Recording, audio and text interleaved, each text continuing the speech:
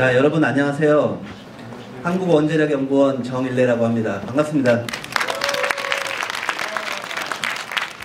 제가 지난 4월 사이언스 슬램빅 경연에서는 그릿이라고 하는 주제를 가지고 제가 24시간 화장실을 못 가고 연구에 열심히 매진했었던 그런 좀 지저분한 이야기를 가지고 여러분들하고 소통을 좀 했었습니다.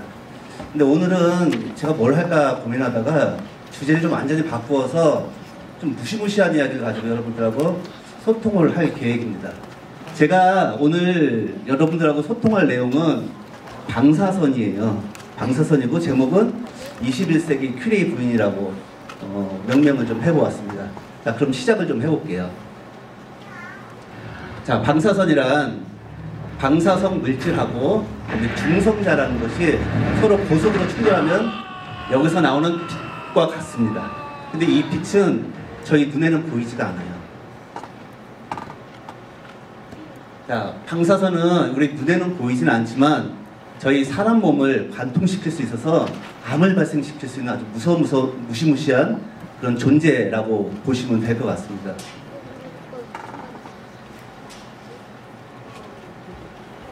잠깐만요. 내가 동영상이 좀 있어서. 자, 2011년도 좀 오래됐지만 3월달에 일본 동쪽 지방에서 진도 7.0의 강진이 발생을 했고요. 그에 따라서 쓰나미가 발생을 해서 그 지역에 있던 4개 원자력 발전소가 파괴됐습니다. 파괴돼서 세슘이나 제논이라고 하는 방사성 물질이 전 세계로 이렇게 확산이 좀 됐었습니다. 지금 보면 아직도 이렇게 피해가 좀 있긴 하고요.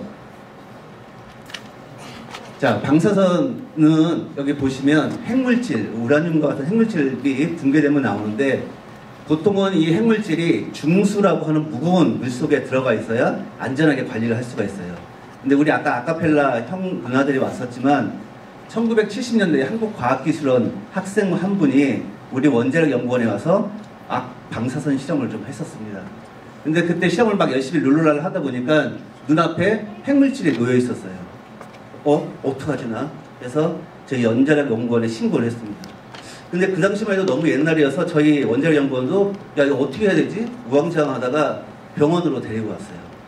근데 병원에 데리고 왔더니 의사 선생님이 야, 이거 왜 나한테 데리고 와? 나 몰라 방사선 해가지고 처치를 못 받고 집에 돌아가셔서 며칠 만에 사망을 했습니다.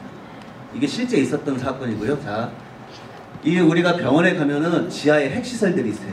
핵시설들이 있는데 거기서 나오는 방사선 조사, 방사선 갖고 우리가 이제 암도 치료하고 진단도 하는데 실제로는 그 옆에 방사선 발생 시설이 있습니다. 이게 콘크리트 벽돌로 이렇게 막혀져 있는데요. 저도 이 안에 들어가서 실험을 많이 하고 있습니다. 근데 제가 이 안에 들어가서 실험하다가 이 우라늄을 보면 큰일 나잖아요. 그렇죠? 제가 그냥 죽을 수는 없잖아요. 그래서 죽어도 되는 로봇을 먼저 들여보냅니다. 로봇 하시는 분 혹시 없으시죠? 여기? 네, 로봇이 들어가서 저한테 들어오라고 하면 제가 들어가면 좋을까요? 로봇이 요즘 인공지능 때문에 또 머리가 똑똑해져가지고 괜히 또 장난칠 수도 있기 때문에 죽어도 되는 분이라고 하긴 그렇지만 방사선 기사님이 그 다음에 들어가십니다. 그리고 방사선 기사님이 저보고 들어오세요 하면 제가 들어가서 막 실험하고 먼저 도망 나오고 기사님이 나오시고 로봇가 뒤따라서 나옵니다. 굉장히 안전하게 지금 3중부대로 이루어져 있다는 걸 아시면 될 것 같고요.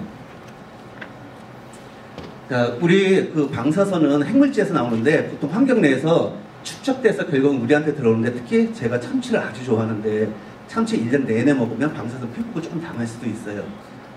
자, 우리나라에서 방사선 피부에 가장 많이 당하시는 분들 중에 한 분이 어떤 분이냐면 파노라마 X선 설치 기사님이 받으시는데 이분이 치과병원에 가셔서 이 기기를 설치하시고 이게 정말 잘 나온지 찍어봐야 되는데 자기 구강을 보통 찍어보십니다. 징징 찍다 보면 옆에서 이제 간호사 선생님이 오셔가지고 잘 안 나왔는데 또 찍어보세요 하면 또 막 징징 찍고 의사 선생님이 오셔서 일 열심히 하네 하면 좋다고 또 징징 찍으시잖아요. 그리고 나서 또 다른 치과병원에 가셔서 또 찍고 하십니다. 실제 이분들이 구강암에 많이 걸리세요. 자, 근데 이 방사선이라고 하는 거는 위험한 면도 있지만 여러분들 아마 잘 아시겠지만 방사선을 갖고 우리가 암도 치료할 수 있는 고마운 존재로서 또 이용도 가능하다는 사실을 또 말씀을 드립니다. 자, 방사선은 우리가 인공적으로 나오는 방사선이 있고요. 자연적으로 나오는 방사선이 있는데 이 자연 방사선은 저희 생물체를 포함한 모든 물질에서 다 나옵니다. 예를 들어서 여러분들 지금 점심을 드시고 오셨을 테지만 사실 방사선 입장에서는 점심을 드신 게 아니고 맛있게 방사선 많이 드시고 오신 거랑 똑같아요. 1월 1일 날 우리 산에 올라가서 등산하면서 올 한 해 정말 잘 살아보자 하시잖아요. 아니에요. 우주에서 오는 방사선 다 처맞고 빨리 죽어버리자는 것과 똑같습니다. 자, 그리고 친구들 축구할 때 보면 패스 안 하는 친구 꼭 있어요. 그쵸? 가만두세요. 그냥 공에서 나오는 방사선 다 처맞고 먼저 죽어요. 자, 그리고 친구하고 어깨동무 하는 거 사실은 좋지만 방사선 입장에서 보면 야, 내 방사선 다 네 가져 하는 거 똑같습니다. 오늘 어머니한테 혹시 잔소리 들었던 친구 있잖아요. 강연 끝나고 한 번 꼭 안아주세요. 아주 좋습니다. 자, 그런데 이 자연방사선 정말 위험한가요? 그렇지 않아요. 자연방사선이든 인공방사선이든 다 똑같습니다. 똑같은데 뭐가 중요하냐면 결국은 농도예요. 농도. 자, 방사선은 많은 양의 방사선이 위험한 것이지 관리되지 못한 방사선이 위험한 것이지 적은 양의 방사선은 우리가 전기도 얻고 그다음에 암도 치료하고 질병도 진단할 수 있는 고마운 에너지원으로 저희가 쓸 수가 있습니다. 자, 중요한 것은 그래서 양이지 결국은 다른 것이 아니다라는 걸 아시면 될 것 같고요. 자, 원자로와 원자탄도 똑같습니다. 저희 빨간 이 방사성 물질을 막 농축시키면 무시무시한 원자 폭탄이 되지만 이걸 조금 농축시키면 원자력 발전소에서 쓰는 원자로의 연료로 쓰여서 고마운 전기를 만들 수 있어요. 그러니까 가장 중요한 것은 농도이지 방사선 자체가 무서운 게 아니다라고 하는 걸 좀 아시면 될 것 같습니다. 자, 퀴리 부인은 1900년도 전후에 살았던 불세출의 과학자예요. 잘 아시겠지만 이분이 그 라듐과 폴로늄이라고 하는 방사성 물질 2개를 발견하셔서 노벨상도 2번이나 받으셨어요. 근데 이분이 그때 라듐을 발견할 당시에는 이 라듐이 어둠 속에서 이렇게 밝게 빛난다는 사실을 알게 됐거든요. 그래서 그때 공장에서 근무하던 여공 직원들이 자기 입에다가 라듐을 묻힌 걸 이렇게 입에다 묻힌 다음에 혓바닥으로 발라서 여기 시계에다 이렇게 그렸어요. 그래서 이 여공들이 저녁에 이제 어두컴컴한 극장에 가면 엄청나게 선풍적인 인기를 끌었다고 합니다. 왜냐하면 밤에 반짝반짝 빛나니까 사람들이 다 좋아했다고요. 실제로 그 당시에는 이렇게 라듐으로 만들었던 비누라든지 치약 이런 것들이 불티나게 팔렸다고 하고 여러분 아마 아실 거예요. 퀴리 부인이 자기 주머니 속에 라듐하고 폴로늄을 갖고 만지작거리시다가 백혈병으로 돌아가셨잖아요. 아마 퀴리 부인께서 지금처럼 안전이 잘 확보된 시설에서 연구를 하셨다면 아마 오래오래 좋은 연구를 하지 않았을까 이렇게 생각을 좀 해봅니다.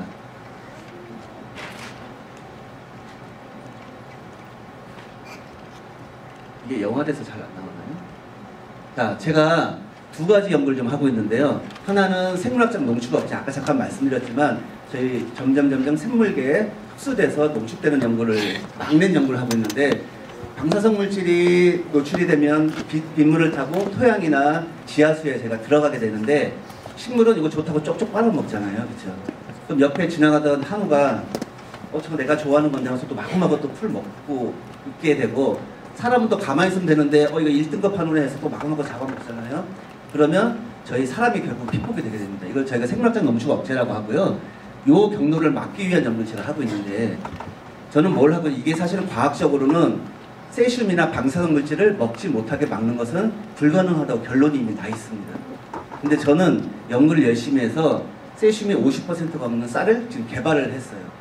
개발을 했고 앞으로 더 연구해서 100% 없는 방사성 물질이 없는 쌀을 개발하면 전 세계 식량 패권을 잡을 수 있다는 원대한 꿈을 좀 갖고 있습니다.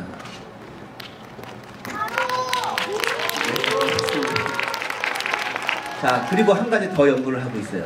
항암제를 개발하고 있는데 방사선은 저희 몸을 관통하기 때문에 다양한 질병, 암을 일으키게 되는데요.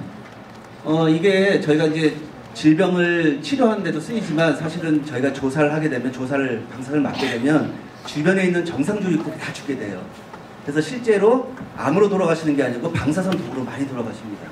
저는 주변의 정상 조직에 피해가 없으면서 암을 100% 사멸시킬 수 있는 새로운 항암제를 개발을 했고 지금 러브콜을 좀 많이 받고 있으니까 앞으로 저희 연구, 제 연구 추세를 한번 살펴보시는 것도 좋을 것 같습니다. 자, 마지막으로 영화 한 편만 좀 감상을 할게요. 1945년도에는 일본이 제2차 세계대전 패망한 해입니다. 그때 일본은 끝까지 결사항전을 하고 있었고, 미국의 이제 트루먼 대통령은 일본 패망시키기 위해서 히로시마와 나가사키 두 군데에 폭탄을 떨어뜨릴 것을 결정을 했습니다. 그래서 1945년 8월 6일 날 아침 8시에 에놀라게이라고 하는 B-29 전략폭격기가 우라늄 탄을 싣고 히로시마 상공에 도달을 해서 여기에서 핵폭탄을 100m 상공에서 투하해서 폭발을 시켰습니다. 잠깐 감상을 좀 해보시죠.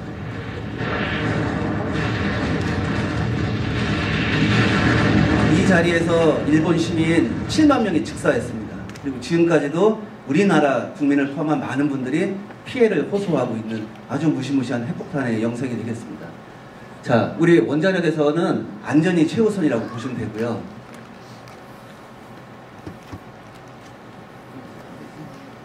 저희 원자력 연구원은 핵을 만드는 기관이 아니고 안전을 연구하는 기관이라고 아시면 됩니다. 저희는 핵물질을 농축해서 핵을 폭파시키고 하는 기관이 아니고요.